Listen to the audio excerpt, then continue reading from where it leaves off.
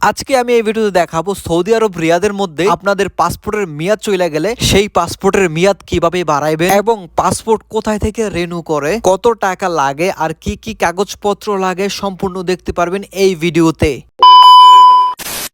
Hello everyone, আসসালামু আলাইকুম। সবাই কেমন আছেন? আশা করি ভালো আছেন। Welcome to my another brand new video. তো আজকে চলে যাচ্ছে আমরা ভাতা পাসপোর্ট অফিসে পাসপোর্টটা রিনিউ করার জন্য। দেখতে দেখতে আমার দুইটা পাসপোর্টের মেয়াদ একদম শেষ হয়ে গেল। একটা পাসপোর্টের মেয়াদ শেষ হয়ে গেল যখন আমি দেশে ছিলাম 2020 সালে। তখন আমি ওই পাসপোর্টটা বাংলাদেশে অলরেডি মেয়াদ বাড়ায় নিয়ে আসছিলাম। এখন বর্তমানে যে পাসপোর্টটা আছে আমার কাছে ওইটার মেয়াদ প্রায় শেষ হয়ে যাইতেছে। তো তার জন্য দেরি না করে চলে এসে পড়লাম ভাতা পাসপোর্ট অফিস, যেখানে পাসপোর্ট রিনিউ করে। আপনারা অলরেডি এই ভিডিওর মধ্যে দেখতেছেন আমি ভাতা আইসা পড়ছি পাসপোর্ট অফিসের সামনে। তো আমি এখন পাসপোর্ট অফিসের ভিতরে ঢুকবো আর আমার পাসপোর্টটা নিয়ে নিব এইখান থেকে, কারণ গত 3 মাস আগে আমার পাসপোর্টটা দিয়ে গেছিলাম এইখানে মেয়াদ বাড়ানোর জন্য। পাসপোর্ট অফিস থেকে আমার হোয়াটসঅ্যাপে মেসেজ দিছে আপনার পাসপোর্ট হয়ে গেছে, আপনি চাইলে ভাতা পাসপোর্ট অফিস থেকে আপনার পাসপোর্টটা নিতে পারেন এসে। তখন আর আমিও দেরি করিনি, তাড়াতাড়ি পাসপোর্ট নিতে চলে আসলাম ভাতাতে। আপনার যদি পাসপোর্টের মেয়াদ শেষ হয়ে যায় আর আপনি যদি পাসপোর্টের মেয়াদ বাড়াতে চান তাহলে চলে আসা পড়তে পারেন ভাতা পাসপোর্ট অফিসে। আপনারা যদি লোকেশন না চিনেন গুগলে গিয়ে ডাইরেক্ট লিখবেন ভাতা পাসপোর্ট অফিস,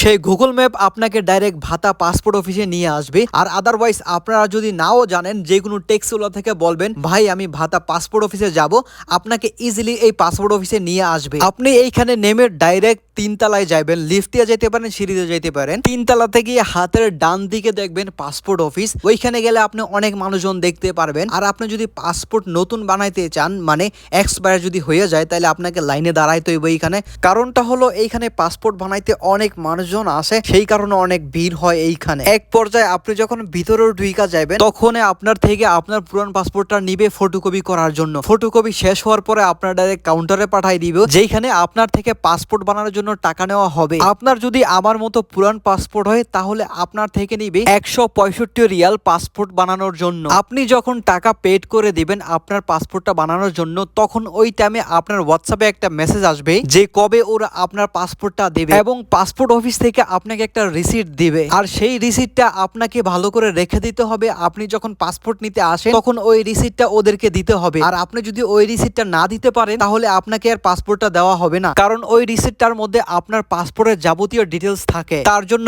এই রিসিটটা খুব সাবধানে রেখে দিবেন। আর 3 মাস পরে আপনি আপনার পাসপোর্টটা পেয়ে যাবেন। যখন এই হোয়াটসঅ্যাপে মেসেজটা দেখবেন তখন ডাইরেক্ট চলে আসে পড়বেন আপনার পাসপোর্টটা যেখানে জমা দিয়েছেন, এইখানে এসে আপনার রিসিটটা ওনাদেরকে দিয়ে দিবেন, তাহলে ওনারা আপনার নতুন পাসপোর্টটা দিয়ে দিবে। আশা করি আমার এই ভিডিওতে আপনাদের একটু হলেও কাজে দিবে। যদি আমার এই ভিডিওটা ভালো লাগে ভিডিওটা শেয়ার করে দিয়ে আর 10 জনকে দেখা সুযোগ করে দিবেন, তাহলে যারা নতুন পাসপোর্ট বানাতে আসবে তাদের একটু হলেও উপকার হবে। তো সবাই ভালো থাকবেন, সুস্থ থাকবেন। আল্লাহ হাফেজ।